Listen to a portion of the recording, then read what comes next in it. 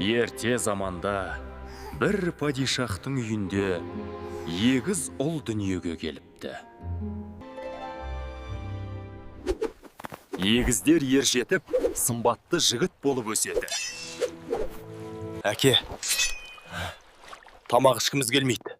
Тіпті суда іше алмай жүрміз. Сендерге не болды, балаларым? Тақсыр, біз себебін таба алмадық. Ешкім көмектесе алмай ма? Әке, біз басқа елге барып көрейік. Мүмкін, сол жақтан ем табармыз. Жолдарың болсын, балаларым. Жол ұзақ екен. Бірақ біз тоқтамауымыз керек. Ассалаумағалейкум, ата. Уағалейкум ассалам, балалар. Тәбет ашатын дәрі бар ма екен? Ондай дәрі бар. Алдымен маған көмектесіңдер. Жарайды, көмектесеміз.